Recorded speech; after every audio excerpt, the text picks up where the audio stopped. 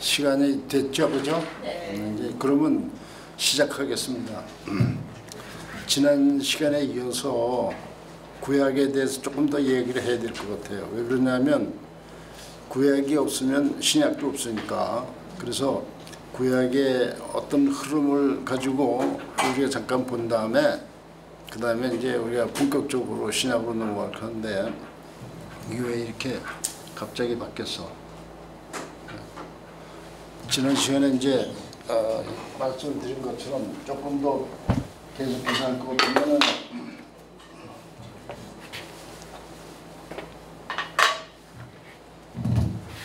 지난번에 헬라에 있어서는 시간 개념이 둘이 있다 그랬죠.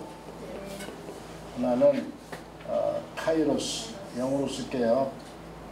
오스하고 크로노스 이렇게 이제 되어 있습니다. 그런데 이 카이로스하고 크로노스는 조금 다르다고 했죠, 성격이. 그래서 이게 쭉 그려볼게요. 이게 아담이에요, 아담. 이거는 카이로스입니다. 카이로스. 즉 역사의 시작점에 있어서 아담이라고 하는 존재는 대단히 중요하죠. 그래서 시작점이에요, 아담이. 그 다음에 끝에 와서 예수님.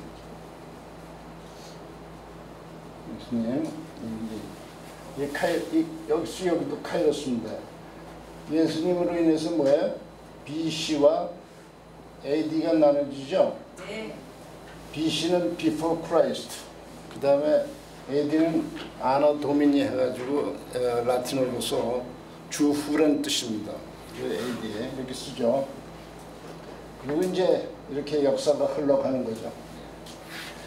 그런데 여기서부터 또 다른 역사가 시작되는 거예요. 이게 뭐냐면 교회 역사라는 거죠. 교회 역사. 이건 일반 역사고 일반.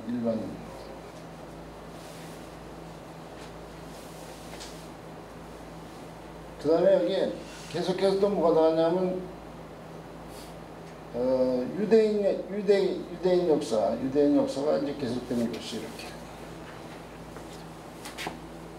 그래서 여기도 그렇고 여기도 그렇고 전부 다 카이로스예요. 카이로스 여기 이거 A로 표시하고 B로 표시하면 이게 이것도 A고 이것도 A입니다. 그 다음에요 또 중요한 인물이 나오는데 여기 아브라함.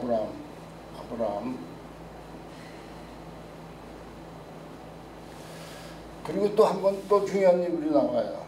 여기는 모세입니다. 모세. 또 한 번 중요한 인물이 나와요. 다윗이죠. 다윗. 이렇게 이 시기들은 전부 다가 카이로스와 해당되는 겁니다. 카이로스. 즉 역사 속에서 흐름 속에서 아주 중요한 사람들이 나타날 때 이렇게 카이로스라고 하는 것이죠. 그 다음에 이제 우리가 여기 와서 뭐가 되냐면 말라기 선지자가 나오죠. 마지막 구약의 마지막이죠. 말라기 선지자 구약의 마지막입니다. 그 다음에 여기서부터 여기까지를 우리는 중간기라고 그래요. 중간기라고 얘기합니다. 즉 여기까지는 구약의 역사인데 여기서부터는 구약은 없어져 버렸어요. 구약은 없어요. 그리고 뭐만 났냐면 세상 역사만 있습니다. 물론 여기에 유대인 역사는 계속되지만 여기서부터는 유대인 역사는 구약과 함께 잠시 중단된다 이 말입니다. 그래서 이제 우리가 구약에 볼 것 같으면은 창세기 3장 15절에서 이제 메시아 예언이 있다고 그랬죠. 메시아 예언. 즉 아담이 범죄했어요. 그래가지고 세상에 죄가 들어왔습니다. 그래서 죄와 사망의 왕국이 돼버렸어요. 죄와 사망의 왕국입니다. 여기에 왕은 누구냐? 사단이라고 그러죠. 사단. 우리 사단의 정체는 도대체 어떻게 되냐? 사탄이 이 논란이 많은 얘기예요. 그런데 가장 중요한 언급은 이사야서 14장 한번 보세요. 이사야서 14장 12절.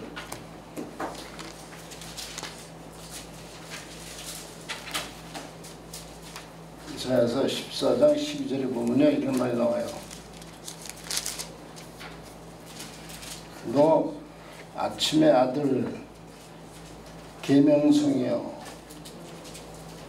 어찌 그리 하늘에서 떨어졌으며 너 열국을 높은 자여, 어찌 그리 땅에 찍혔는고. 그 다음에 13절 중요한 겁니다. 왜?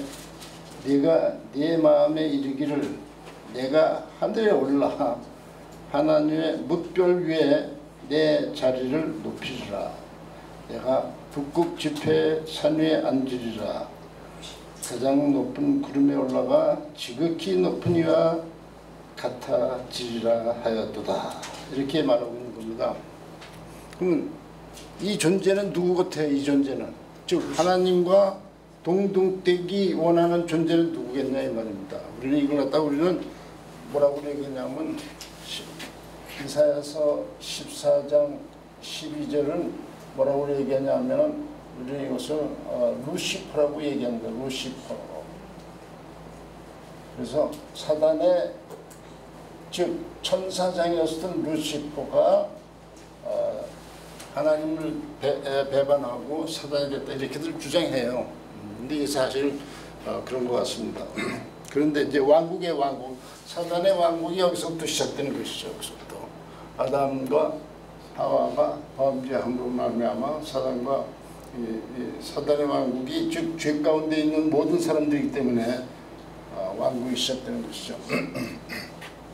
그런데 아브라함에게 와서 뭐냐면 큰 민족을 이루겠다는 거예요. 큰 민족. 큰 민족. 이 큰 민족이 언제 성취됩니까? 모세 때 성취되죠. 모세 때 출애굽 사건을 통해서 성취되는 겁니다. 출애굽 사건을 통해서. 그래서 여기서 출애굽 사건을 통해서 거대한 민족이 태어났죠. 그리고 이스라엘 왕국이 탄생되는 겁니다. 이스라엘 왕국이.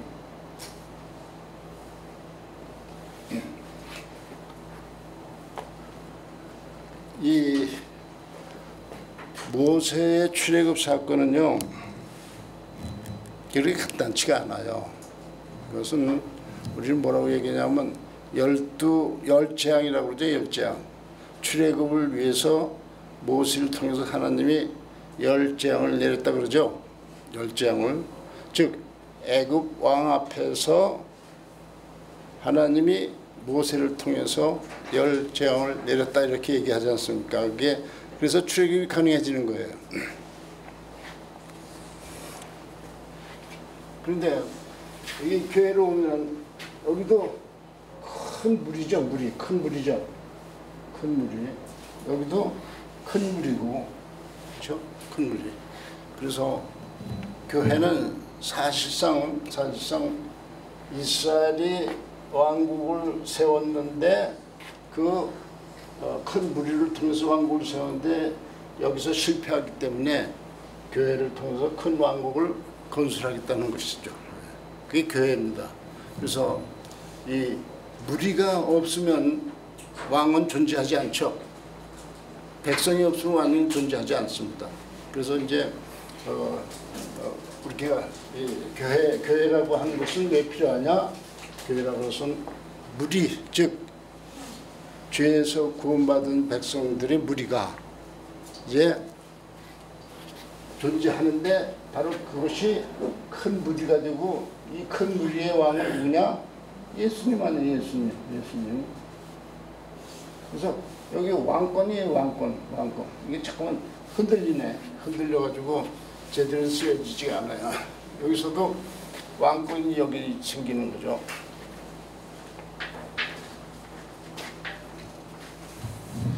그런데요,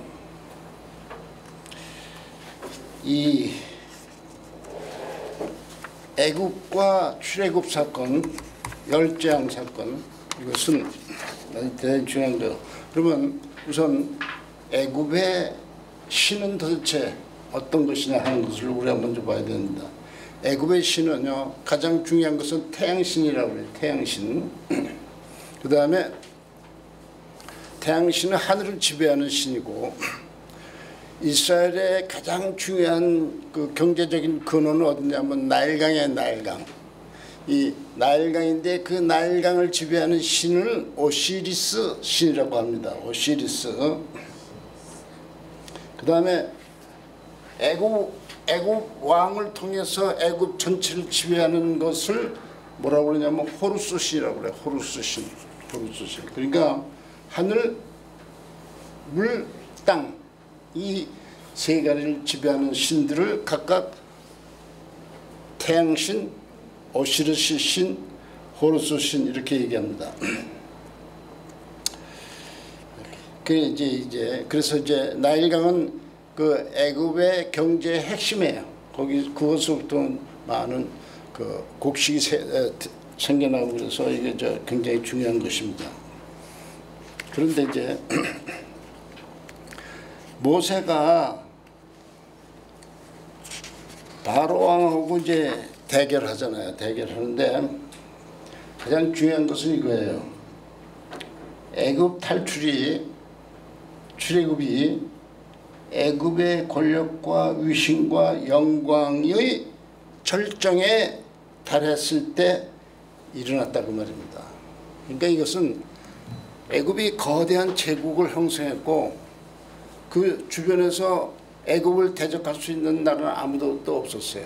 오직 애굽이 거대한 제국을 형성했고 애굽 왕은 모든 것들의 통치자가 되는 것입니다. 그러한 때에 출애굽이 일어났다는 거예요. 그냥 형편없는 나라가 아니라 그 당시 가장 강력했던 그 나라의 왕을 대적해서 모세는 뭐예요? 힘이 있어요, 없어요? 아무것도 없죠. 지팡이 하나밖에 없어요. 그리고 나이도 뭐 80세나 된 늙은 나이죠.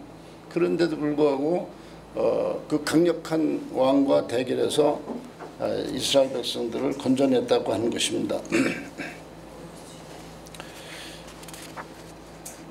열장이 있어요. 열장이 있는데 제일 먼저 그 재앙은 뭐냐면 나일강이 피로 물드는 것이죠. 피로 물들어요. 그러면요, 이 나일강에 있는 모든 물고기들은 다 죽어요. 그런데 이 물고기들은 말이죠. 어떤 거냐 하면은 단순히 양식을 제공하는 것으로 끝나지 않고 이 물고기 신이 있어요. 신. 그래서 이스라엘 사람들은 애굽 사람들은 물고기 신을 만들어 놓고 머리에 이고 다니는 그런 신을. 예. 그런데 그 신을 쳤다는 거예요. 오시리스 신, 즉 나일강을 지배하는 오시리스 신이 있는데 그 신을 쳤다는 겁니다. 이것은 오시리스 신은요, 어떤 사람이냐면 원래 왕이었었는데 동생에서 쳐서 죽임을 당해요. 그래가지고 그 시체가 나일강에 뿌려집니다. 이 신화예요. 애굽의 신화예요. 나일강에 뿌려집니다. 그런데 그 나일강에 뿌려지는데 그 부인과 아들이 호루스예요. 그 아들 호루스의 권력을 가지고 자기 아버지를 그 물속에서 살려내요. 그래서 부활시킵니다. 그래서 죽었다가 살아나는 거. 이 나일강은 겨울에는 물이 말랐다가 봄이 되면 물이 차요. 그래서 생명이 일어나는 겁니다. 그러한 자연 현상과 같이 가고 있다는 거예요. 그래서 나일강을 통제하고 땅을 비옥하게 하는 신들을 쳤다는 거예요. 우선. 그러니까 이것은 경제적인 엄청난 피해가 오는 것이죠. 그 다음에 또 무슨 재앙이 있냐 하면은 개구리 재앙이 있어요. 개구리 재앙이 있는데 이 개구리도 역시 뭐냐 하면은 신의 일종의 그들이 섬기는 신의 일종입니다. 개구리 신. 그래서 이 개구리는 나일강을 통제하고 땅을 비옥하게 만들어 주는 신이라고 하는 거예요. 그런데 이 개구리가 다 죽어버리는 것이죠. 그러니까 이거 오시리스 신을 쳤어요. 그 다음에 개구리 신을 쳤어요. 그 다음에 세 번째 뭐냐면 티끌이 이제 2로 변해. 이것은 무슨 의미냐면은 인간의 머리를 가진 파리의 부적을 이 사람들은 가지고 다녀요. 아니 티끌은 뭐냐면은 티끌은 보통 지저분해져요. 지저분해지는데 그 애굽 땅의 제사장들 있잖아요. 제사장들 그 사람들을 더럽히게 되는 겁니다. 더럽혀요. 이 지저분한 것들이 더럽혀요. 그러면은 매직 힘을 발휘 못해요. 사람들은 지저분해졌기 때문에. 그런 일이에요. 이 파리로 바뀌었다는 게 그런 겁니다. 이로 바뀐 거. 그 다음에 파리는 어떠냐면 파리를 부적을 달고 다니면은 이 사람들은 하늘에 오를 수 있다라고 하는 생각을 가져요. 이게 역시 파리 신에 해당되는 겁니다. 그 다음에 5번째가 뭐냐면 돌림병. 이거 돌림병인데 가축들을 다 죽이는 거예요. 다 가축들. 그래서 황소와 암소들을 쳐버리는 거죠. 황소와 암소는 그들의 신이죠. 그들의 신이고, 그리고 황소와 암소는 그들의 경제 활동의 가장 중요한 핵심 요소입니다. 그것을 또 치는 거예요.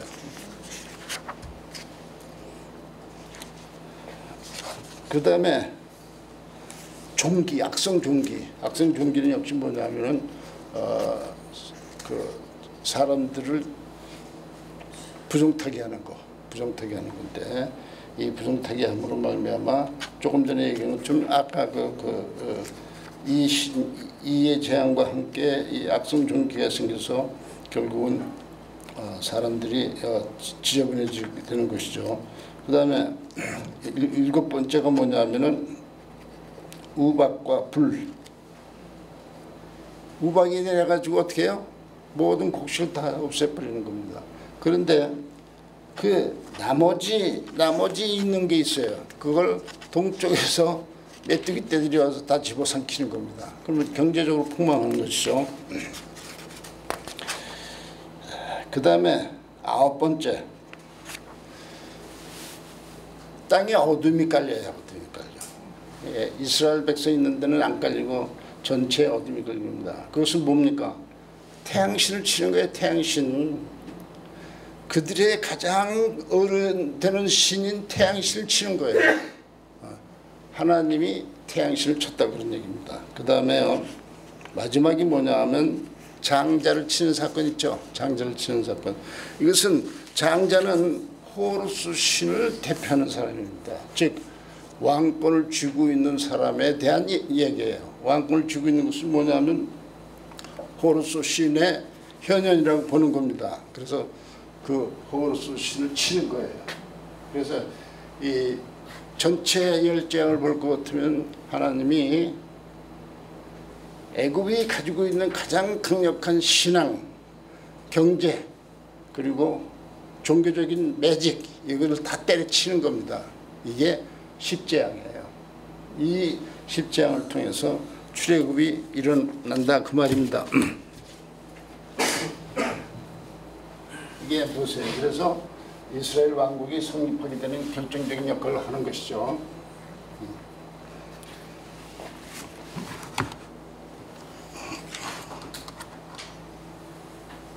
이게 왜 어디로 도망갔어? 왜 숨어버렸어요?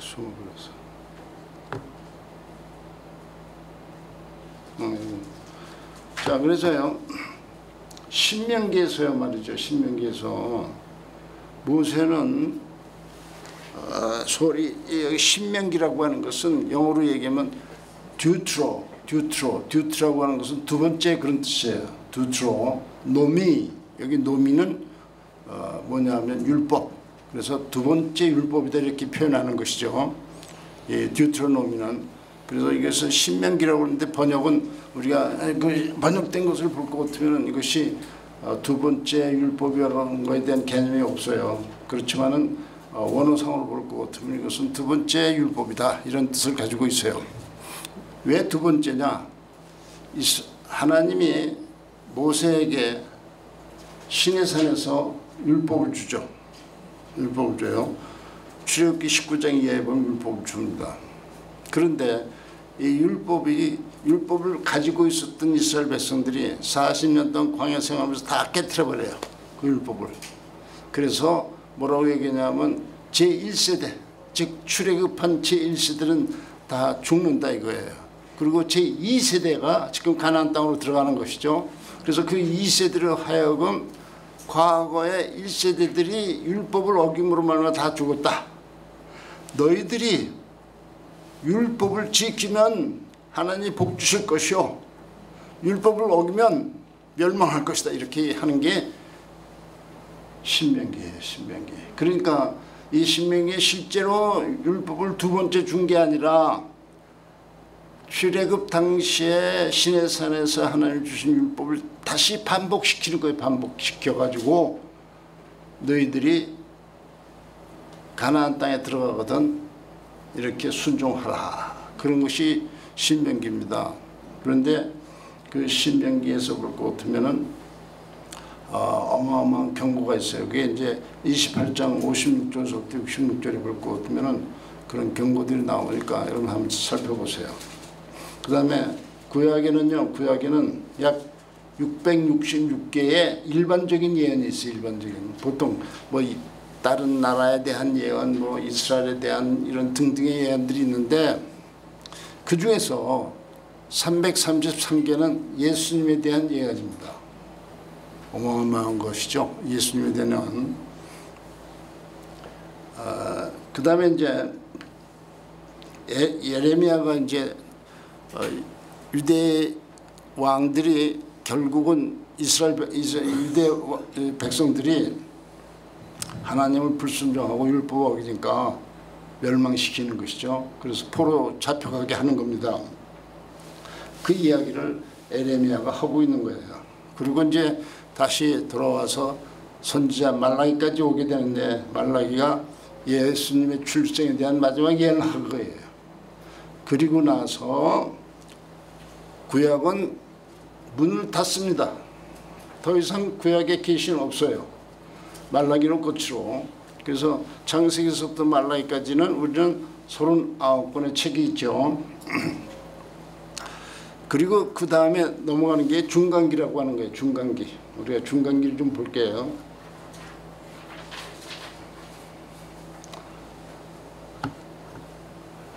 이것은요,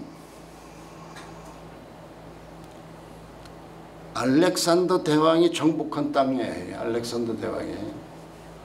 알렉산더는 20살 때 왕이 돼가지고 13년 동안을 정복을 했어요. 그렇게 어마어마한 땅을 정복했습니다.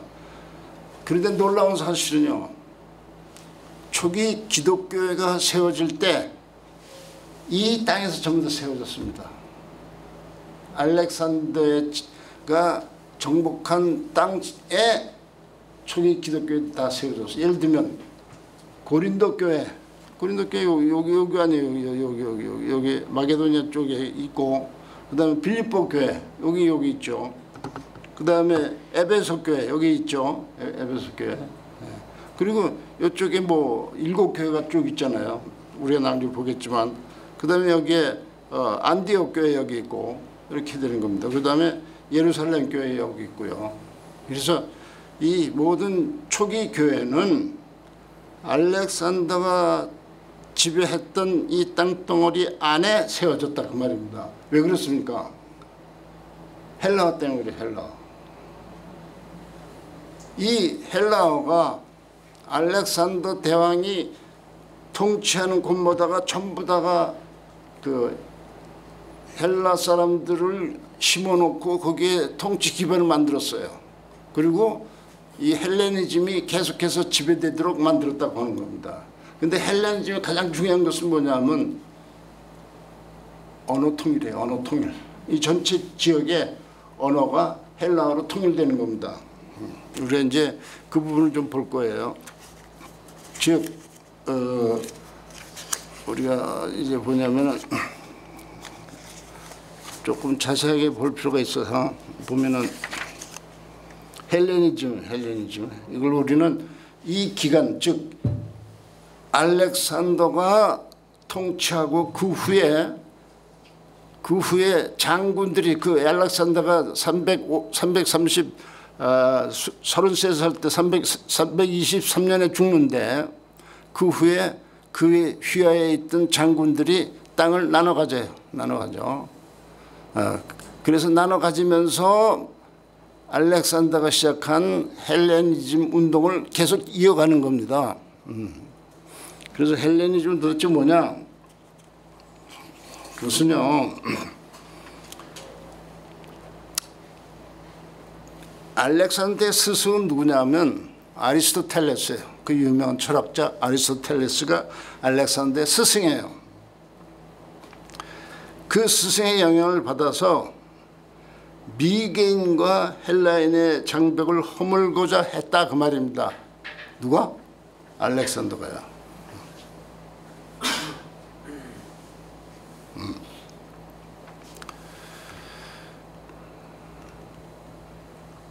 그런데 이제 그럼에도 불구하고 헬라 시대의 세계화를 준비시키는 거예요. 그는 정복 전쟁을 계속하고 인도 접경까지 진격하는 거예요. 이게 인도 접경입니다. 이게 왜 갑자기 이렇게 줄어들었어 이게.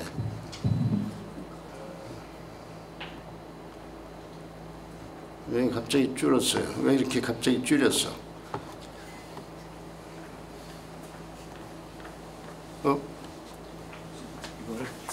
이거로다가 하시면 이거로 하십시오. 이거로 하십시오. 이거로다. 왜 근데 맘대로 줄여놨어요? 왜? 아니 그게 아니라 이 뒤에 화면이 크게 나와야 되니까요.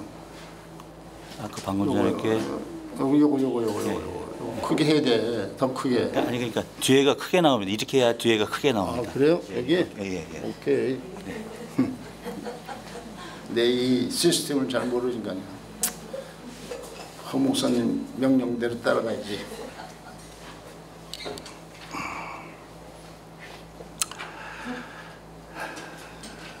그래서 이제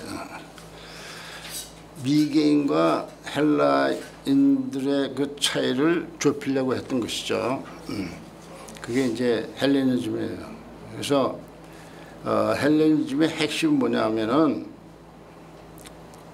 지중해 동쪽 지역을 통합하여 상업을 위한 대규모의 거미줄을 형성했습니다. 여기 이렇게 대규모의 거미줄. 그래서 상업이 발달했다는 거예요. 그래서 왕래가 빈번해지게 되는 것이죠.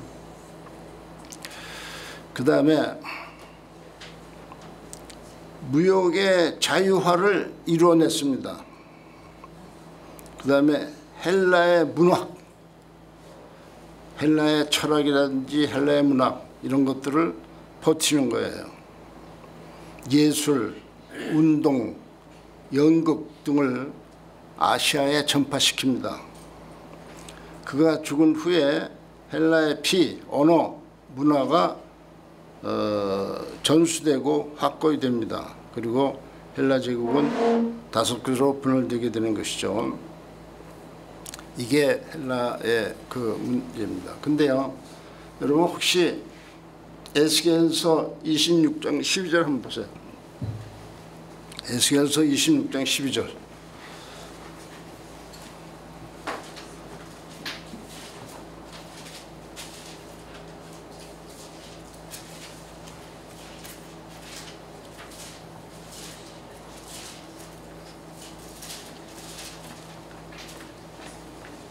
가만있어. 내가 볼게 들어있어.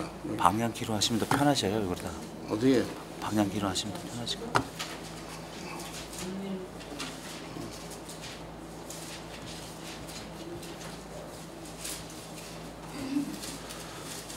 요걸 잠깐 나가야 돼. 잠깐 나가려면은 여기 하면 되지. 예, 지금 나가 있는 상태입니다. 이거 다시 보여주시려면 F5를 누르시면 됩니다. 나가서 한번 누가 읽어주세요. 에스겔서 26장 10절.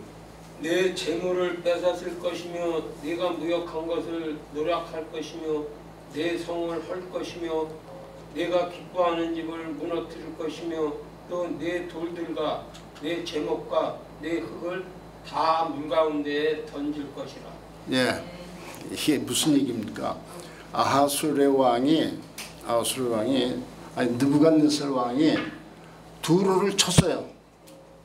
그런데 이 두로의 사람들은 그 두로 섬이라고 있어요. 섬에다가 모든 보화를 다 숨겨놓고 그 땅에 있는 두로는 멸망하도록 내버려뒀어요. 그런데 이 느부갓네살 왕은 그 섬을 치지는 못했어요. 그리고 두로 섬을 완전히 폐망시켰습니다. 거기에 뭐가 있어요? 나무들도 있겠고 흙더미들도 있겠고 별의별 게 다 있겠죠. 그런데요, 알렉산더 대왕이 와서 어떻게 했냐 한번 볼게요.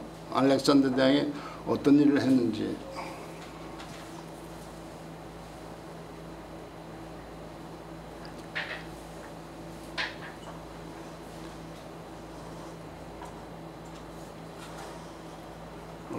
사진을 봐야 되는데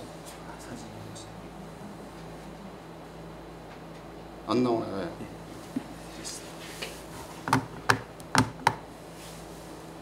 내 컴퓨터가 아니니까 이게 서투른 게 많네요. 그거 말고 그걸 쳐요. 들어와.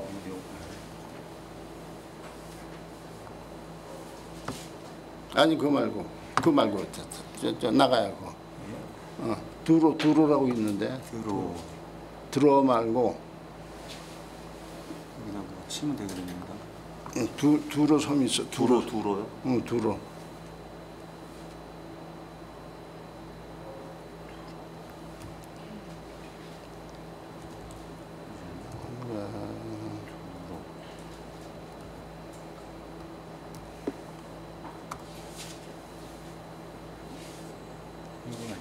아니야.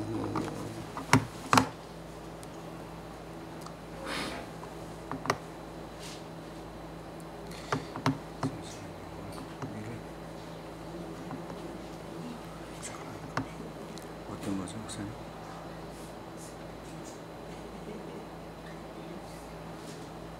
이게 안 보이는데 어떻게 된 거야 이게? 있었는데 왜 내가 그 어디 도망갔어 그래? 내려봐요. 여기에 답니다. 그게 저예요? 네. 전부? 네, 지금 그림에 보시면 이렇게 그림에 여기 답니다. 여기 안에 폴더 안에 있는 거예요.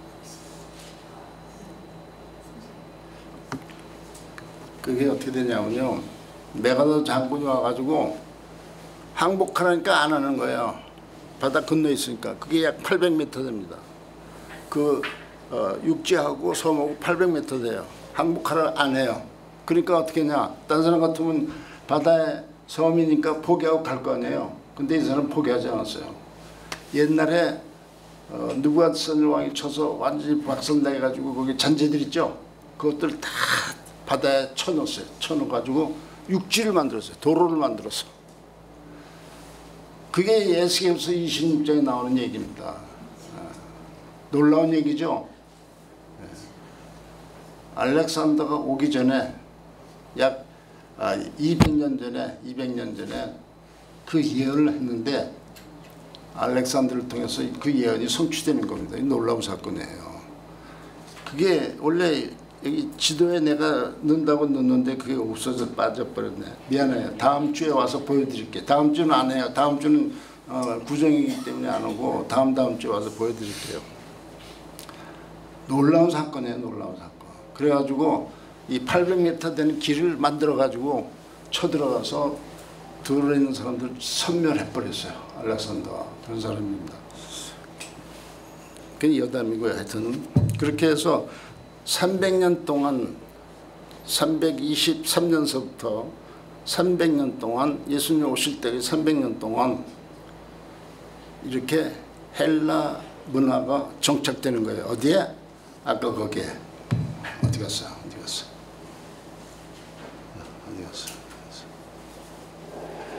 갔어?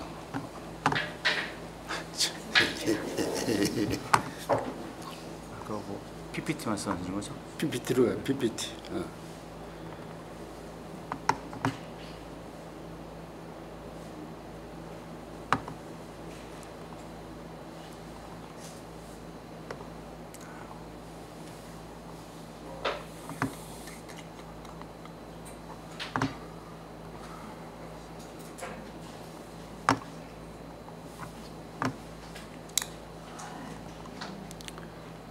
이제 우리가 강의 쭉 하면서 사진들을 많이 보여드릴 거예요. 별의별 사진이 다 있어요.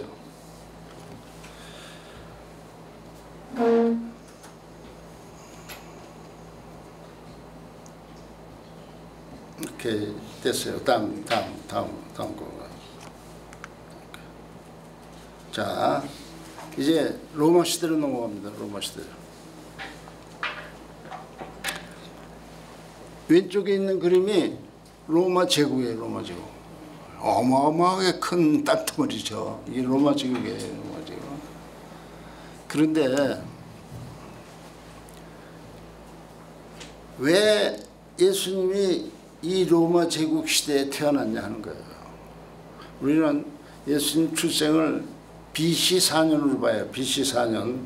왜 그러냐면 BC 4년에 헤롯 왕이 죽어요. 그러면 헤롯 왕은 누구냐 하면 어린애들 다 죽이라고 한 사람 있죠? 그 헤롯 왕이에요. 헤롯 왕이 죽는다 이 말입니다. BC 4년에. 그러면 예수님 BC 4년 이후에 태어날 수는 없는 거죠? 헤롯 왕이 없는 상태니까. 그러니까 헤롯 왕이 있을 때 태어났다 그 말입니다. 예수님이. 그런데 그때가 언제냐 하면은 헤롯 왕이 있을 때 로마 제국이 팽창할 때예요. 팽창할 때. 그러면 로마 제국 그 시대에, 즉 예수님 태어난 시기가 바로 그때인데 왜 그때 태어났냐 이거예요. 그리고 왜 그때가 우리 지난번에 본 것처럼 갈라디아서 4장 4절에서 때가 참해 예수님이 여자에게서 나셨다 그랬죠. 이게 때가 찼다고 하는 것은 그때 제가 말씀드릴 때 때가 찼다고 하는 것은 여기에 가득 차면은 그 이전도 아니고 그 이후도 아니죠. 그래서 그때가 예수님 오실 최상의 때다 그 말이에요. 최상의 때. 그 이전도 아니고 그 이후도 아니에요.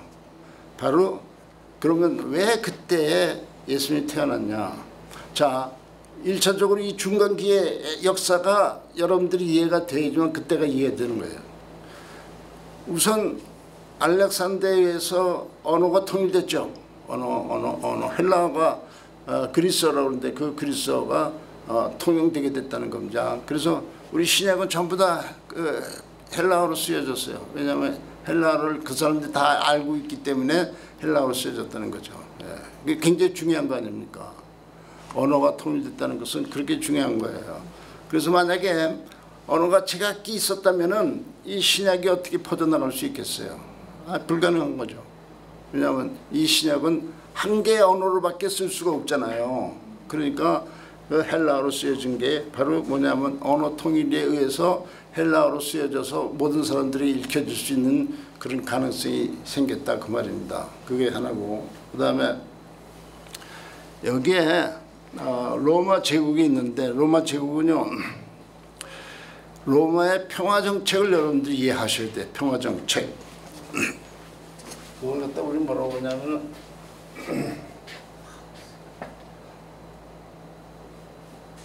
팍스 로마나라고 그래. 로마나. 즉 이건 라틴어인데 팍스는 평화의 평화. 이것은 로마의 평화 시대다 그 말입니다. 그래서 이 로마의 평화 시대 때는 아우구스트 황제가 된 게 27년에 BC. 그래가지고 약 200년간 로마의 평화 시대라고 일컬어지는 거예요. 이 로마의 평화 시대는 뭐냐? 로마의 군사력으로 어느 이 광범위한 지역에서 반란이 일어나면은 그걸 짓밟아버려요. 군사력이 그렇게 강력한 겁니다. 그러니까 군사력 즉 힘의 우위에 의해서 평화를 유지한다 그런 뜻이에요. 어저께 트럼프 대통령 말을 들어보니까 힘의 유지를 위해서 평화를 유지하겠다 그런 말을 하더라고요. 그래서 이거 배웠나 보다 하고 생각을 했죠. 그냥 힘의 우위를 통해서 전 지역에 평화를 유지한다고 하는 게 로마의 평화 정책이에요. 그리고 또 가장 또 중요한 것은 뭐냐 하면은 종교의 혼합 정책입니다. 종교의 혼합 정책. 종교의 혼합 정책이라는 것은 뭐냐? 각 지역마다 여기 광범위한 지역 있잖아요. 각 지역마다 종교가 다 달라요. 종교가 다 달라요. 그런데 혼합 정책이라는 것은 뭐냐면 이 지역과 다른 각 지역에마다 종교들이 있는데 다 원칙은 같다는 거예요. 그런데 방법만 다르다. 예배 드리는 방법 그리고 신을 섬기는 방법 이것만 다른 것이지 다 모든 것들은 다 동일한 취지를 가지고 있다. 이렇게 주장하는 겁니다. 이게 혼합 정책이에요. 그래서 이쪽에 있는 종교가 저쪽으로 자유롭게 움직여요. 자유롭게. 이건 놀라운 사실입니다. 자유롭게 움직여요. 그러니까 그 당시에 유대교도 자유롭게 움직여 갔어요. 세계에서 곳곳에. 만약에 이 종교를 움직여 가는데 제한이 있었다 그러면은 기독교가 어떻게 해요? 퍼져나갈 수 있겠어요? 없겠어요? 불가능한 겁니다. 그러니까 기독교도 종교니까 종교가 아무데나 퍼져나가도 로마 제국은 막지 않았다는 거예요. 왜 그러냐? 로마 평화 정책에 의해서 우리는 이것을 종교의 혼합 정책이라고 하는 거예요.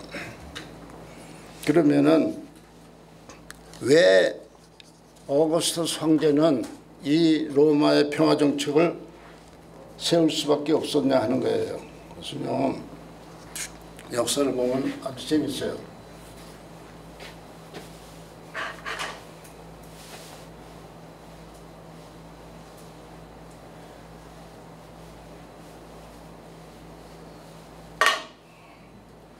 이게 아주 이 로마 초기에 있어서 가장 중요한 인물 중에 하나가 뭐냐면 줄리우스 시저예요. 시저 대왕이라고 그러죠. 줄리우스 시저.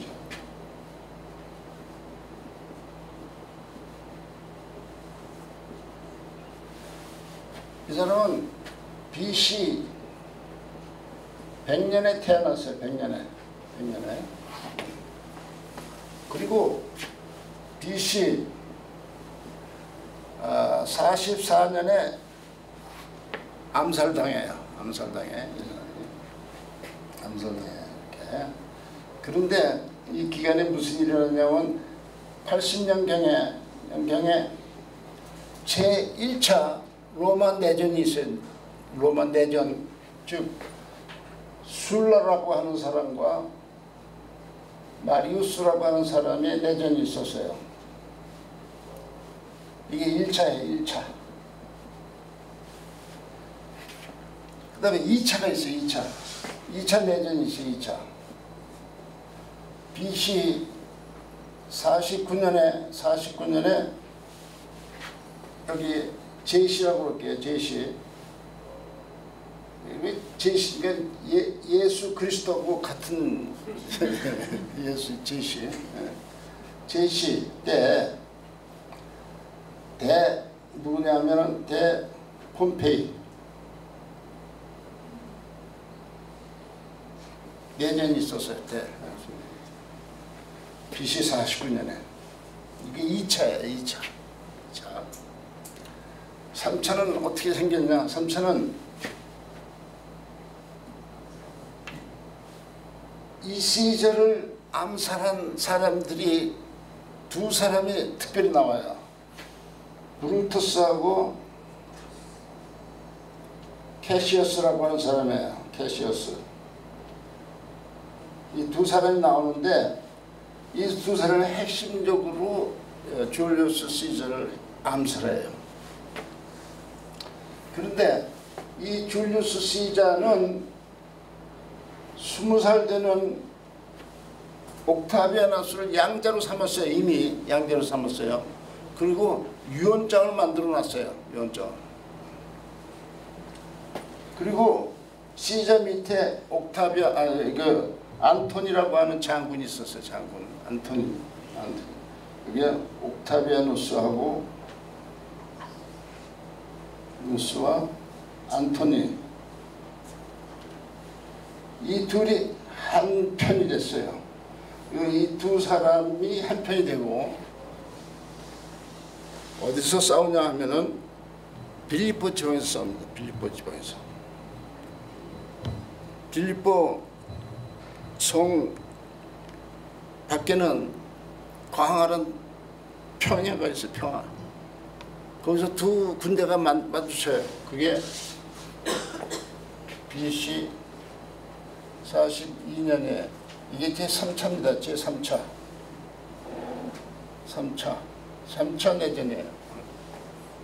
그래서 이 둘이 죽죠. 그리고 이 둘이서 승리합니다. 그래서 로마를 서로 나눠 가져요. 안토니는 어디를 가냐 하면 동쪽을 갔어요. 동쪽. 그리고 에집트까지 갔어요. 에집트까지 다 자기 거야. 자기 거. 그리고 옥타비아누스는 로마와 서쪽을 가졌어요. 근데 이제 여러분 혹시 클레오파트라 아시죠? 클레오파트라. 세계 절세 미인이라고 하는 클레오파트라. 이 안토니가 클레오파트라하고 짝짝꿍이 맞았어요. 근데 안토니하고 옥타비아누스 어떤 관계냐면은 옥타비아누스 누이를 안토니에게 줬거든요. 그런데 지금 어떻게 돼요? 클레오파트라하고 완전히 에집트에 가서 사는 거예요. 안토니가. 그래서 이 화가 난 옥타비아누스가 전쟁을 일으켜요. 그게 이제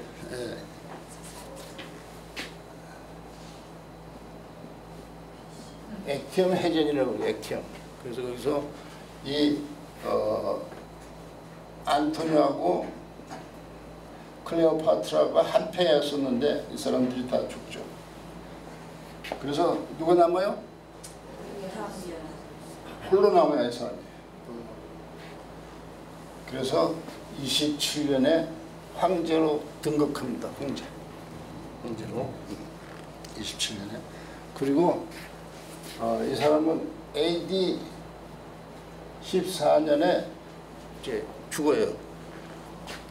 그러니까 44대 20세니까 몇 차 이게 44년에 50 그러니까 63년에 출생하는 63년에 출생해가지고 21세니까 21세제가 63년이니까 그러니까 77세를 살아요.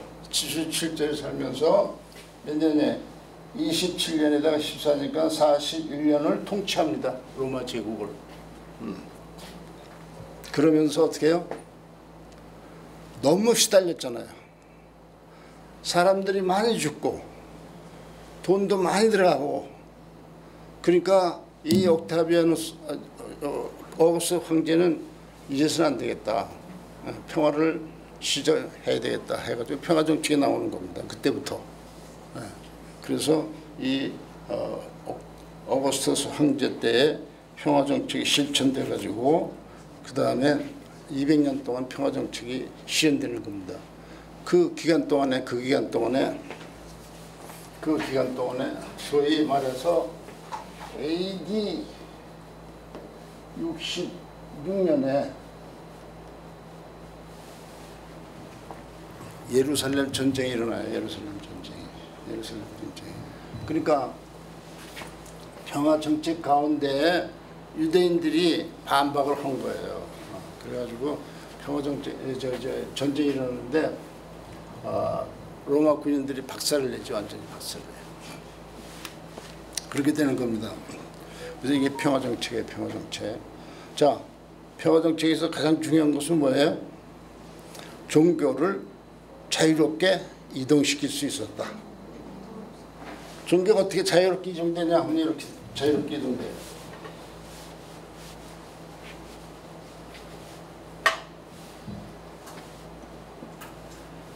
상인들 있죠. 상인들 자기 종교가 있잖아요. 그러면 그 다른 지역에 가서 그 종교를 버치는 거예요. 상인들에 의해서 종교가 이전된다. 이전. 두 번째, 노예들 있죠. 노예들이 종교를 퍼뜨리는 거예요. 자기 종교.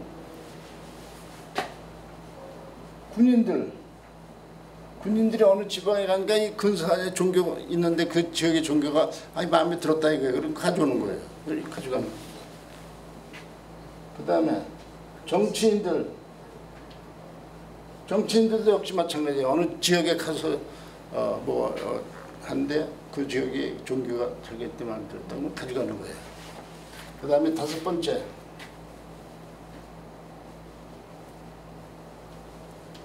전문 선교사들이 있어요. 전문 선교사들은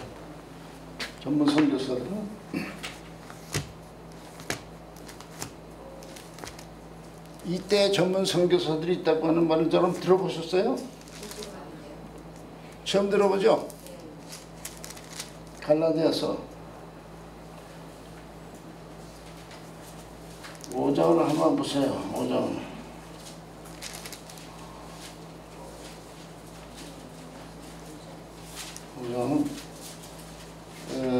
5장 11절.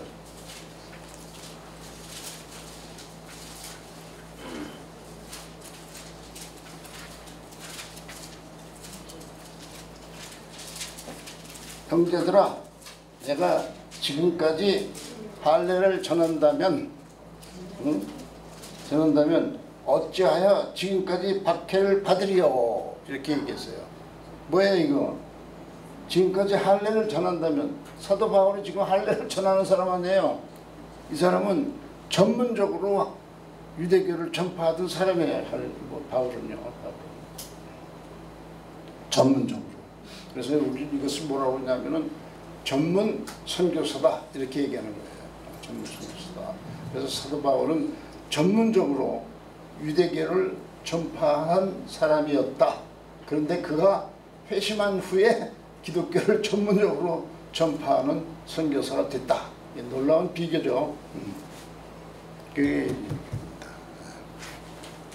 그래서 전문 선교사가 이제 자유롭게 이렇게 해요. 자, 그러니까 이 거대한 땅덩어리 속에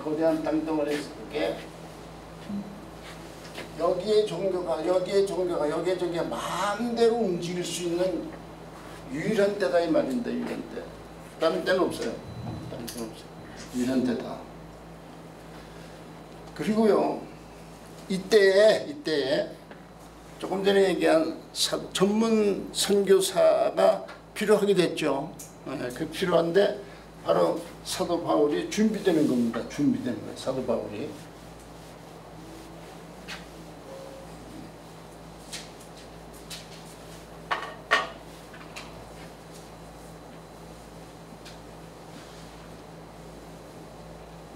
사도 바울은 준비돼요. 이 사도 바울은 헬라 문화를 익숙한 사람, 헬라 문화에서 그는 다소라고 하는 다소 출신이에요. 다소. 이 다소 지방은요, 여러분 잘 모르겠지만 다소 지방은 그 당시에 헬라 문화가 왕성하던 지역이에요. 다소 지방은. 왕성하던 지역인데 거기에서 헬라 문화에 익숙했던 사람이에요. 그 다음에 그는 바리새인이라고 그러죠. 유대 종교에 대해서 철저하게 신봉하던 사람이에요. 그 다음에 그는 로마 시민권을 가졌어요. 이런 사람이 있어야만 기독교회가 어디로요? 일로 퍼져나갈 거 아니에요. 일로 퍼져나갈 거 아니에요. 기독교회가. 그렇죠? 아무나 기독교회를 이렇게 버티는 사람은 아니에요. 사도적인 권위를 가지고 있는 사람만이 가능한 얘기입니다. 그런데 바울은 사도는 아니에요. 원래 12사도 중에 한 사람은 아니에요. 그러나 그는 사도로 칭함을 받는 사람입니다. 그래서 이제 그런 사람이 준비가 돼 있어야 돼요. 준비가. 근데 준비가 돼 있잖아요. 지금 바울이. 예? 예수님하고 나이가 비슷해요. 준비가 돼 있어요. 자, 그리고 어디든지 종교를 가지고 갈 수 있죠. 어디든지. 것이지 기독교라고 해서 다른 곳에 전파될 수 있는 상황이 아니냐? 아니다 이거예요. 계속해서 그것은 가능한 얘기예요. 왜 그러냐면 기독교도 다른 사람들이 볼 때는 일종의 타 종교이기 때문에 그 종교가 움직여 나갈 수 있는 그런 상태가 됐다고 말입니다. 이게 이제 로마 평화 정책의 아주 중요한 부분이에요. 우리는 이 사실을 모르면은 어떻게 해서 이렇게 왔느냐를 모르는 겁니다. 많은 사람들이 로마가 기독교를 핍박했다고 그러는데 로마는 근본적으로 종교를 혼합 정책에 의해서 종교를 용인한 그런 제국이에요. 그런데 네로 같은 사람은 개인적으로 기독교를 핍박하게 되는 것이죠. 로마의 사건에서. 그리고 이제 도미티안 같은 사람도 개인적으로 기독교를 핍박하는 사람이지만 로마 정책상으로는 핍박이 아닙니다. 오케이? 여러분 이걸 분명히 아셔야 돼요. 그래서 이때야말로 즉 어떤 때 예수님 탄생할 그때야말로 역사적으로는 가장 완벽한 때라는 거예요. 기독교가 전파되는 가장 완벽한 때다. 그래서 갈라디아 4장 4절에서 때가 참해 그 말입니다. 예. 그런데 우리가 아까 본 것처럼 예수님이 태어나야만 되는 그런 상황이잖아요. 그렇죠? 창세기 3장 15절에서 메시아 예언이 있죠. 창세기 3장 15절 메시아 예언이 있는데 이 역사는 메시아 출생을 향해서 계속하는 겁니다. 그래서 하나님이 역사를 움직여가면서 예수님이 오실 그때를 완벽한 때로 조정하는 거예요. 조정. 그래서 예수님이 이 약속을 성취하기 위해서 이때 태어나는 거다 이 말입니다. 그러면은요, 이 땅덩어리는 어떻게 준비되느냐? 이 땅덩어리. 이게 예수님 당시 팔레스타인입니다. 여기가 팔레스타인. 그래서 여기에 뭐 유다 땅도 있고 사마리아도 있고 그다음에 갈릴리 쭉 있어요. 이렇게.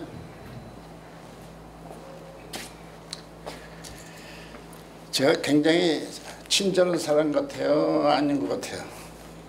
모르죠? 아직은. 이 강의가 다 끝난 다음에 제가 여기에 깔아놓은 차례들은 여러분들 다 줄 거예요.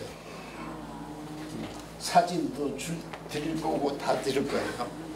즉 여기 저 파워포인트에 담겨 있는 것들 있죠? 다 드리고 그 외에 여러 가지 사진들이 있는데 다 드릴 겁니다. 이쯤 되면 굉장히 친절한 사람 같죠? 네. 엎드려. 팔레스타인은 어떻게 되냐? 팔레스타인을 알아야 돼요. 그래야만 때가 참여가 이해가 되는 겁니다. 팔레스타인. 우리 에레미야서 31장 31절 한번 보세요.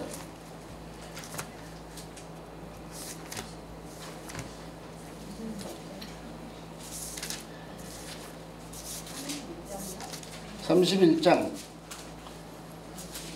31절.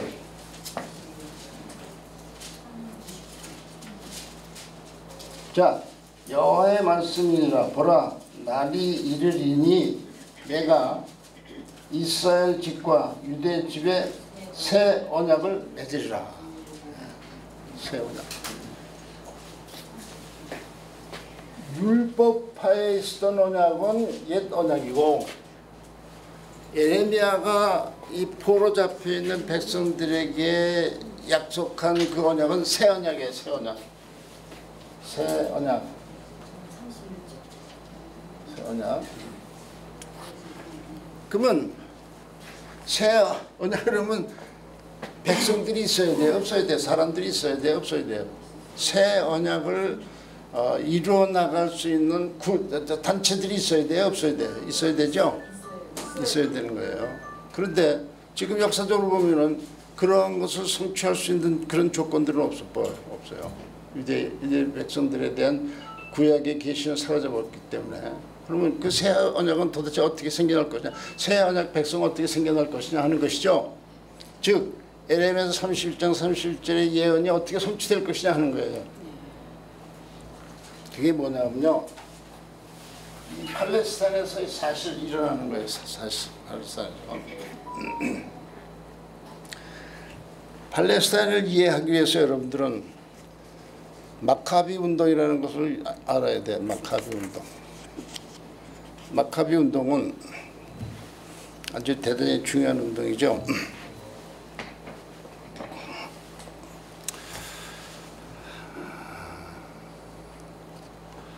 어떻게 되냐, 어디로 가냐.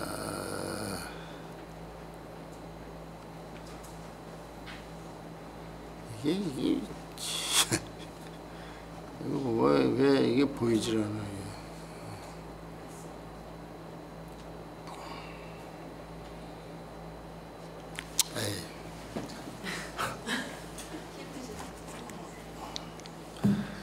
마카비 운동은요,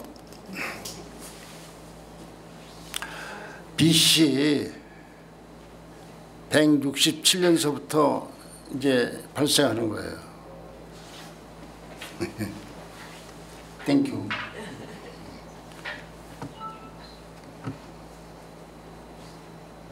왜 이건 없어? 마우스 포인트가 안 보여요. 왜? 마우스 포인트가 왜 안 보여? 마우스 포인트가 안 보여. 왜? 예, 이제. 아, 여기 보이네. 고마워요.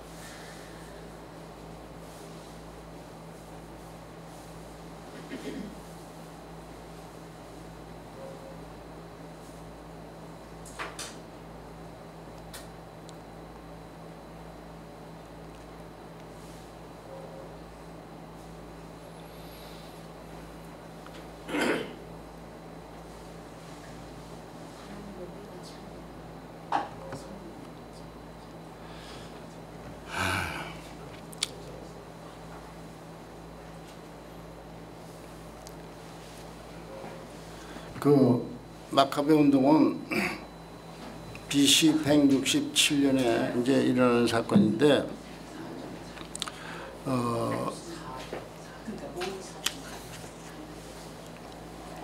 안티오코스 4세라고 있어요. 안티오코스 4세. 여기 있네. 여기 나오는구나. 여기.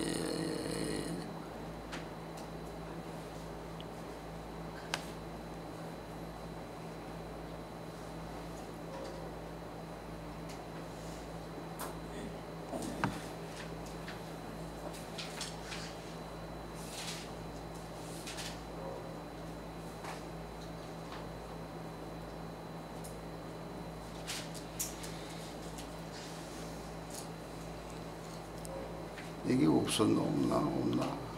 아, 여기 예언이 성취되는 게 있는데.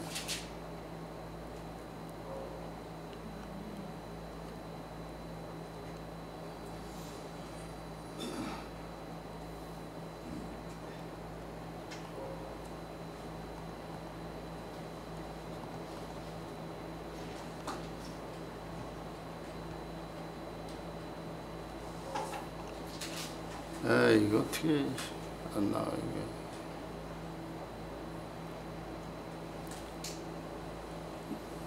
이거 열 수 없나? 열려.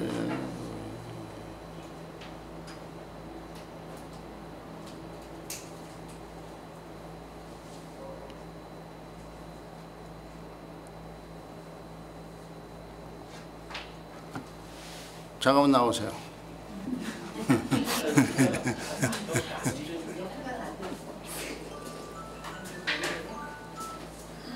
이것 좀 열으세요. 이거.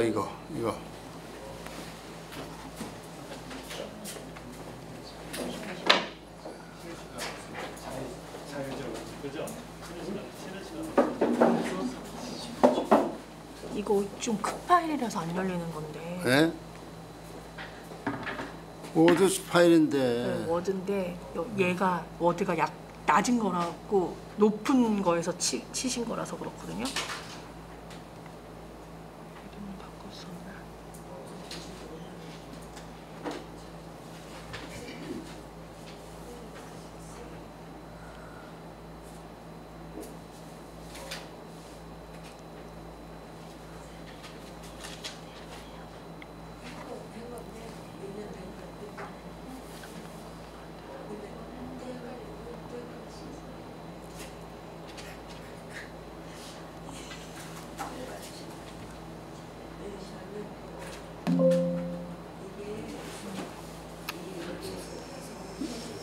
낮은 파일로. 분명히 워드 파일로 한 건데.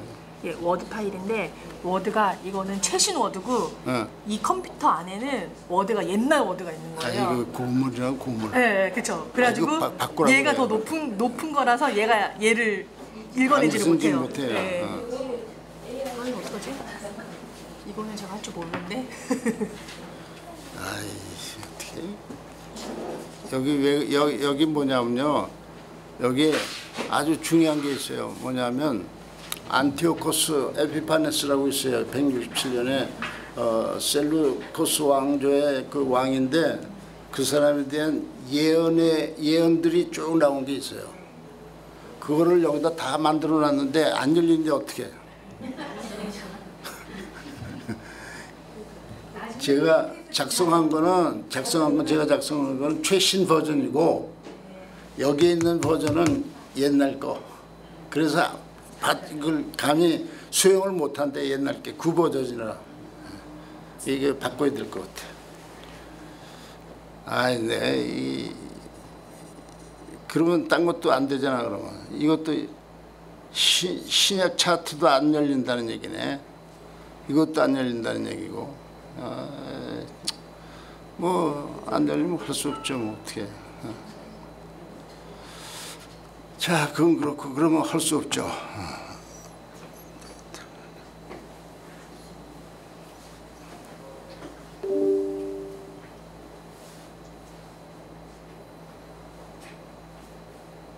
이거 뭐야 이거. 내가 마음대로 할 수는 없지 이거는. 즉 여기 이제 보면요. 마카베 운동이라는 게 있어요. 마카베 운동. 이 마카베는 우리 성경에는 없지만은 캐톨릭 성경에 이 마카베에 대한 글이 있어요. 마카베서라고 해가지고 그걸 우리는 외경이라고 부르는데 그 외경에 캐톨릭 성경에는 외경이 있어요. 13권이에요. 13권인데 거기에 마카베 1, 2, 3, 4가 있어요. 1, 2, 3, 4. 그래서 뭐냐면 마카베 운동을 기록한 거예요. 즉 독립운동이에요. 독립운동. 안티오코스 4세라고 하고 있어요. 4세. 안티오코스 4세는 어떤 사람이냐.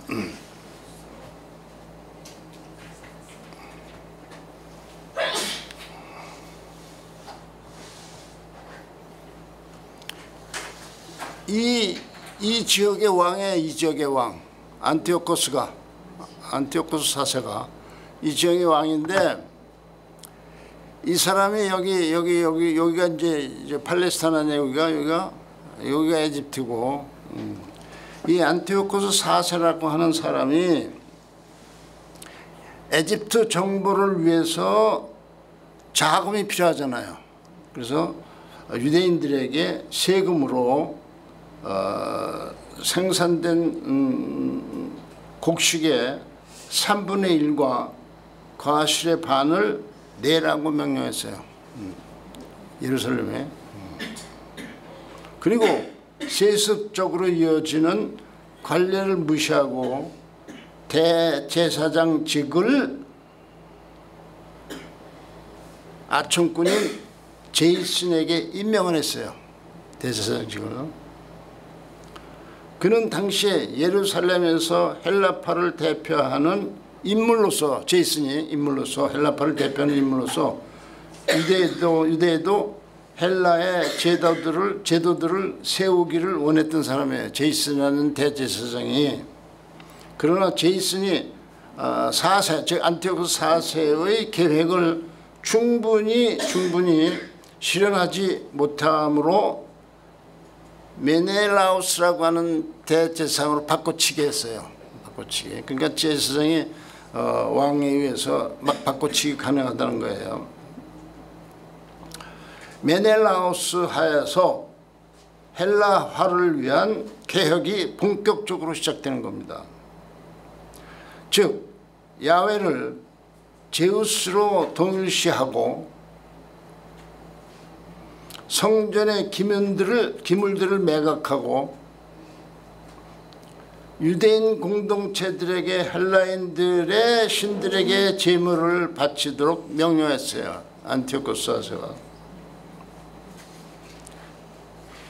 운동장이 예루살렘에 개설되고 제사장들을 포함하여 젊은이들이 벌거벗은 채 운동 경기에 참여하도록 했어요.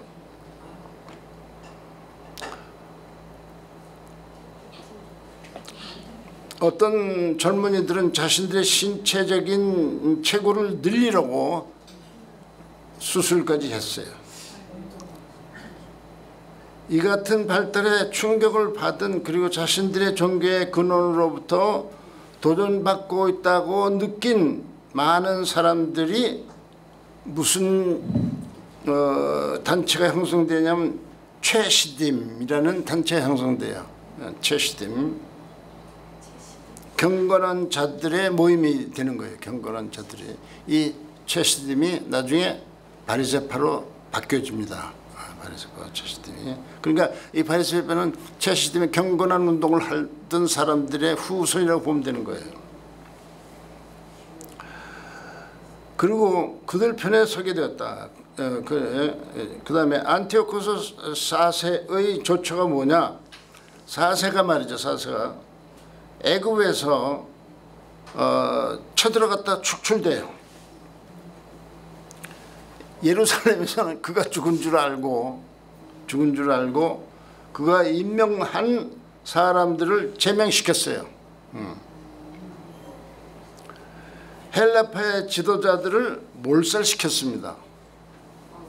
그리고 이교도의 가증한 것으로 여긴 성전을 깨끗이 하였어요. 4세가 죽지 않았어요.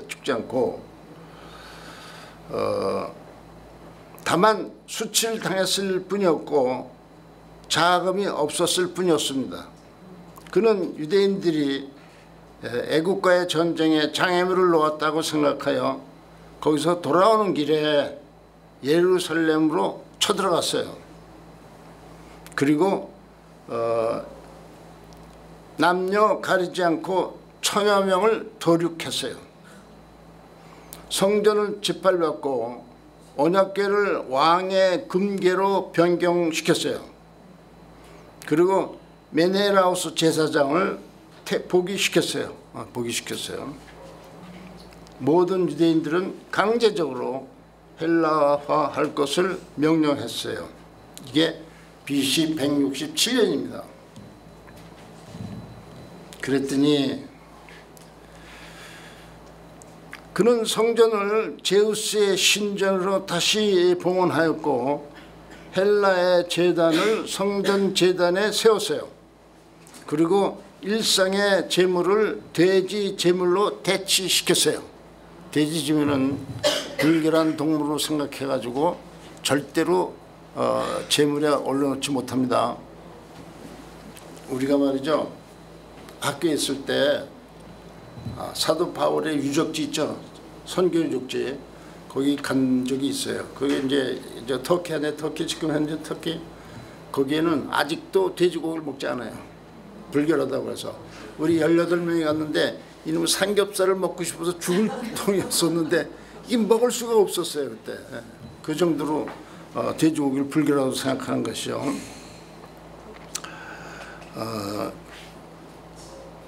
그 다음에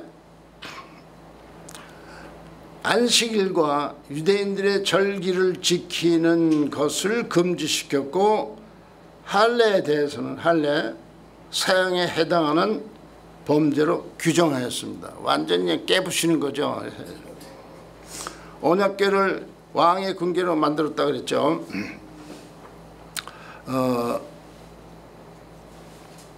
헬라의 의식을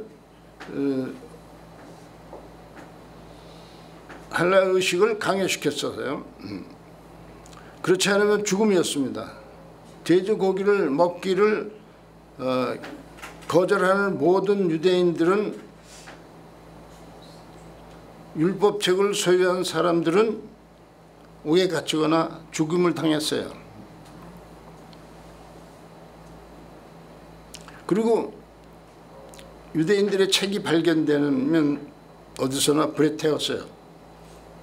예루살렘이 불에 탔고 그 성벽은 파괴되었어요. 그리고 유대인들은 노예로 팔렸습니다. 외국 사람들이 그곳에 자리를 잡고 시온산에 새로운 요새가 건설되어서 군부대가 주둔하였습니다. 자신을 신으로 섬기라고 요청한 것처럼 보이는 것이죠. 에피파네스가 모든 회당과 학교들이 폐쇄됐어요. 안식일에 일하지 않는 사람들은 반역자로 불렸어요. 그리고 주신이라고 있는데 주신에게 제물을 드리는 일들이 있었어요. 유대인들도 헬라인처럼 상하로 치장하고 코끼리 뼈 있죠. 상하로 치장하고 행렬에 참석하여 디오니수스를 찬미하고, 디오니수스는 신이에요. 그들의 신. 찬미하는 거친 노래를 불렀어요. 어떤 사람들은 따랐으며 어떤 사람들은 동굴로 피신했습니다. 아까 차시됨이 건건한 사람들 모임, 그들 주변을 돌면서 용기와 저항을 독려하였죠. 군대가 피난처로 와서 굴문을 옮기고 나올 곳을 명하자 그날이 안식일이기 때문에 유대인들이 거절하자 군인들은 수많은 사람들을 불로 혹은 칼로 공격하여 죽였습니다. 갓난 아이들을 할례를 준 어머니들과 아이들이 시벽에서 떨어져 죽게 했습니다. 그래서 순교의 이야기가 입으로 전해졌습니다. 이때 뭐가 생기냐 하면 열심당원이 생겨나는 거예요. 즉 저항운동을 하는 사람들, 무력으로 저항운동을 하는 일들이 이제 생겨나는 거예요. 우리가 신약에 오면은 열심당원 나오죠. 예를 들어서 가룟 유다는 그 사람 중에 하나예요. 그죠? 열심당원. 이건 질럿이라고 그러는데 열심당원 한 사람이에요. 그래서 이때 유대교의 그 열심당원이 생겨나는 겁니다. 즉 무력으로 독립하자는 운동이에요. 그게. 그다음에 첫째 바리새파가 생겨났죠. 그다음에 열심당원 생겨났죠. 그다음에 이제 또 사두개파가 생겨나는 사건이 있어요.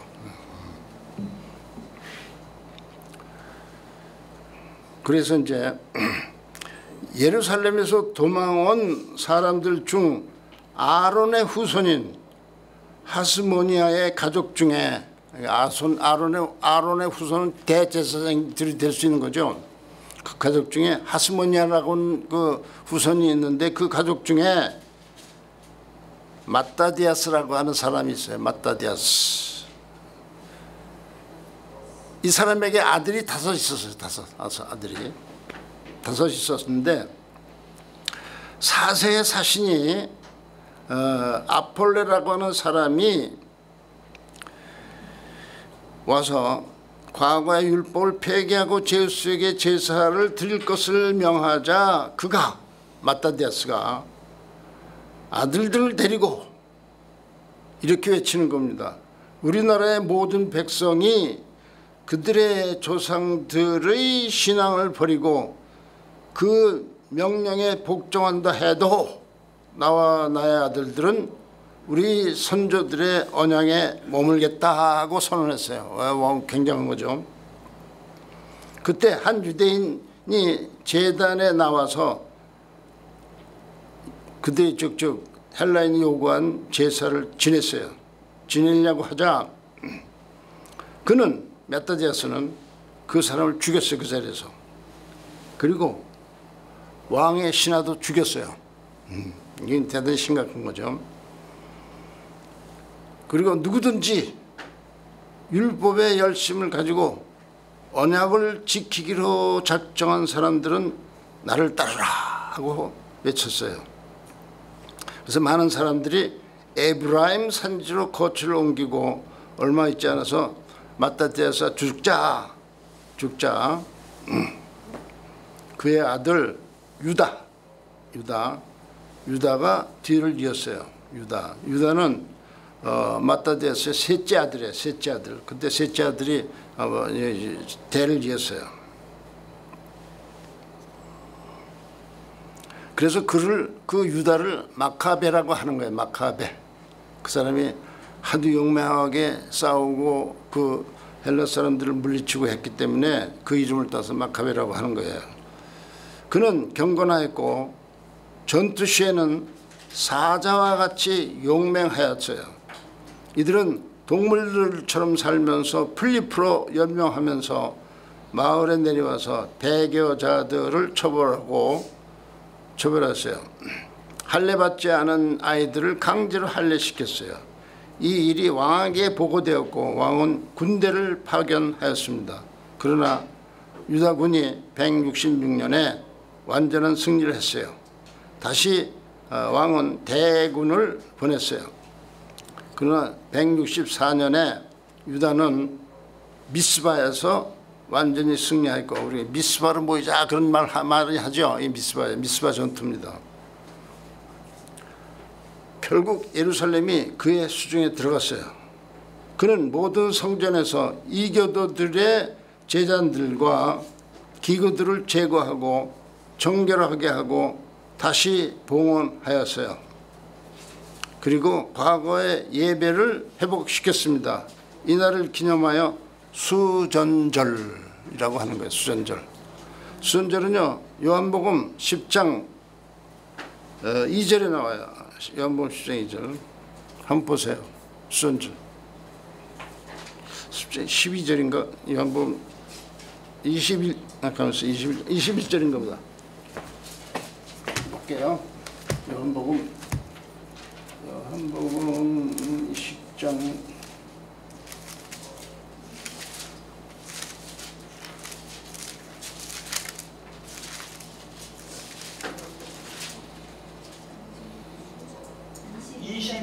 22절. 예루살렘에 수전절이 이르니 이렇게 되죠. 수전절이 이르니 때는 겨울이라. 이렇게 겨울. 그래서 이 수전절의 유래가 BC 164년에 시작되는 겁니다. 수전절. 즉 마카베가 예루살렘을 정복하고 성전을 다시 봉헌시킨 사건. 그래서 수전절이라고 그랬죠. 혹은 이 수전절을 헬라어로는 아니죠. 히브리어는 하누카라고 그래. 하누카.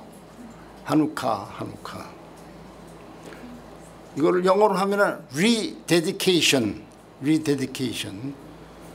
재봉헌, 다시 봉헌했다 그런 얘기겠죠. 그렇죠? 그다음에 163년에 에피파네스가 죽어요. 죽고 대를 이은 루시아는 유대인들이 무장해제하는 조건으로 종교의 자유를 보장한다고 제안했어요.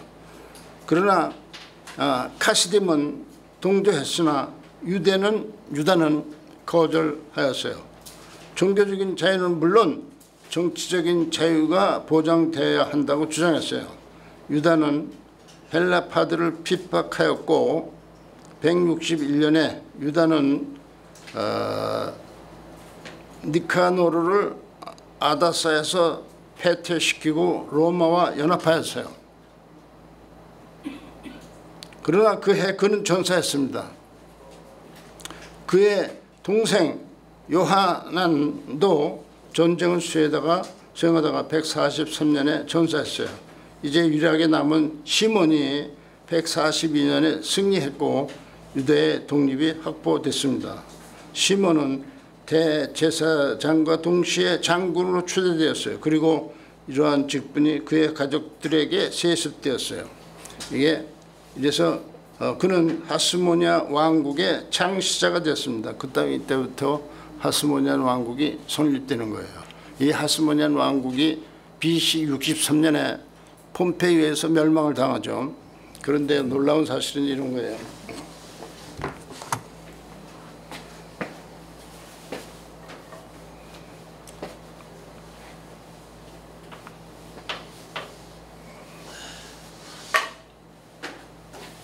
왕, 대제사장, 선지자, 이게 누구의 직분입니까?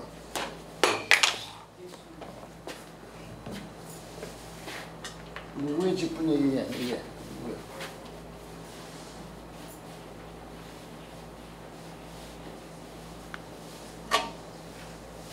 왕이요, 대제사장이요, 선지자가 누구예요? 예수님이죠. 예수님.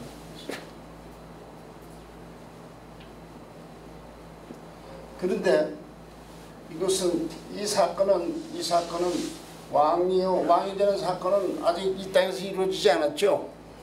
그런데 이제 대제사장 직분은 히브리서에서 예수님 대제사장 직분이라고 설명하고 있어요. 그리고 선지자는 신명기 18장에서 모세가 자기와 같은 선지자가 나온다고 그랬는데 예수님 얘기하는 거예요. 이런데 왕이요, 대제사장이요, 선지자요, 이게 누구냐 이게 이 삼권을 가지고 있는 사람이 헤스모니안 왕조예요. 헤스모니안 왕조의 왕입니다. 왕. 그러니까 역사적으로 보면은 이와 같은 타이틀을 가지고 역사 속에 실제했던 존재가 누구냐? 헤스모니안 왕조예요. 그런데 그것은 영원합니까? 아니면 단명합니까? 이것이 BC 63년에 멸망했거든요. 그런데 하여튼간에 이와 같은 사건이 있었는데 이와 같은 사건이 역사 속에 한 번 있었다고 말입니다. 단 한 번 있었어요. 그래서 우리는 즉 이 사건을 통해서 예수 그리스도의 이런 대제사장의 왕이 하는 사건을 들여다볼 수 있어요.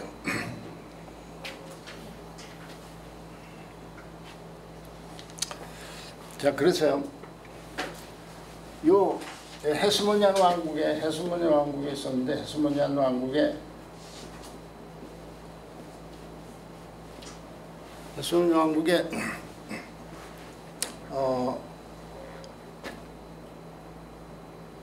벌써 시간이 다 돼가네. 그래서 요건 끝낼게요. 중간긴 요걸 끝낼 거예요. 그래서 이때 사두개파가 등장하는 겁니다. 정치적으로 헤스모니아 왕국이 안정을 취하기 위해서 제사장들하고 짝꿍짝꿍 하는 거예요. 그래서 사두개파가 그때 생겨나는 거예요. 정치적으로 이 사람들이 이 헤스모니아 왕조를 지지하고 있어요. 그래서 이 사두개파가 그때 생겨나요. 그때. 그 다음에 아까 얘기한 것처럼 그 후에 뭐예요? 바리새파가 생겨났다고 그랬죠. 카시딤의 후예들이 이렇게 바리새파가 생겨났고, 그 다음에 이 복잡한 과정 중에서 대제사장의 신분의 문제가 생겨요. 그래서 대제사장의 신분의 문제가 생기기 때문에 적어도 정통적으로 대제사장이 되어야 한다고 하는 사람들이 생겨나요. 그 사람들이 여기를 떠나서 그 광야에서 자기 자치 공동체를 형성해요. 자치 공동체. 그래서 여기서 그 사람들은 뭐라고 하냐면 우리 에센파라고 그래. 에센파. SN파. 즉 이때 그 167년서부터 시작되는 63년 사이에 마카베 전쟁 이후부터 하스모니아 왕국 그 사이에 무슨 파가 생기느냐면 사두개파, 바리새파, SN파, 열심당원파 이 네 개의 파가 생겨나는 겁니다. 네 개의 파. 그런데 예수님 오실 때 이 팔레스타인은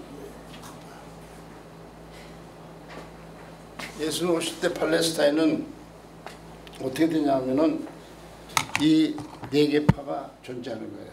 팔레스타인에. 그래서 아까 에레미야가 뭐라 그랬어요? 새 언약을 준다 그랬죠. 그러면 그 새 언약을 가지고 나라를 통치하고 나라를 회복하려고 하는 세력들이 있어야 되겠죠. 그것이 사두개파가 우리가 성전 중심으로 해서 새 언약 백성을 이룰 것이다 라는 거예요. 왜 바리새파는 거예요?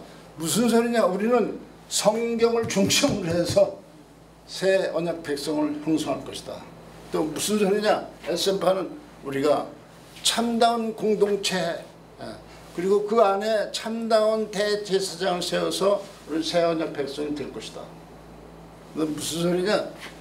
정치적으로 독립해서 우리는 새 언약을 만들 것이다. 이 네 개파가 생깁니다. 쭉 예레미야서 31장 31절에 언약한 새 언약 백성들의 그룹들이 이렇게 태어나는 거예요.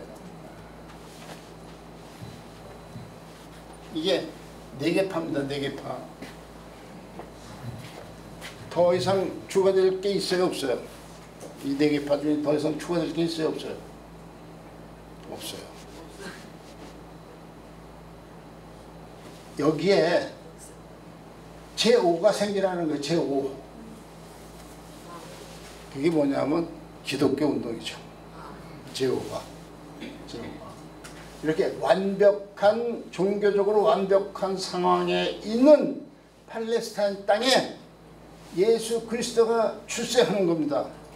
그래서 완벽한 종교적인 형태가 존재함에도 불구하고 그것이 아닌 제5의 기독교 운동의 근거지가 팔레스타인에서 형성된다 이 말입니다. 그런데요, 이 팔레스타인은 어때요? 유일신교죠. 유일신교. 즉 유일신교에서 예수님을 버려야 안 버려요? 버려죠. 버렸죠. 그랬더니 그 공을 누가 잡아요? 사도 바울이 잡은 겁니다. 그리고 로마 세계에 전하는 거예요. 놀라운 사건. 이러한 것들이 정치, 종교적 이런 모든 것들이 완벽하게 마련된 때가 예수님 출생한 때다 그 말입니다. 질문 있으시면 하세요. 아까 그 갈라디아서에 그 하나님의 때가 참에 있잖아요. 예? 하나님의 때가 참에. 때가 참에. 예. 네. 아까 이제 우리가 흔히 왜 카이로스라고 해서 그 하나님의 때라는 거를 얘기하잖아요. 예. 그럼 그것도 해당이 되나요? 아니면 이제 있다 보면 하나님의 때라는. 아니, 요때는 예수님 출세한 요때는 유일한 때예요. 그리고 각 개인적으로도 그렇고 나라적으로도 그렇고 이런 것들 때가 있을 때, 그 때는 이 때 속에 포함되는 거죠. 예수님 때, 예수님 오실 때, 그때가 역사적으로 보면 유대 헬라 땅이나 아니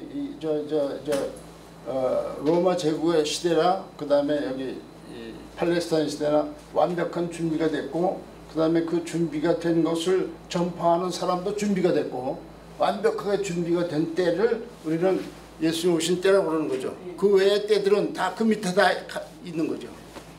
또 다른 질문이요. 그러면 구정 잘 세시고 다음 주에 뵙죠.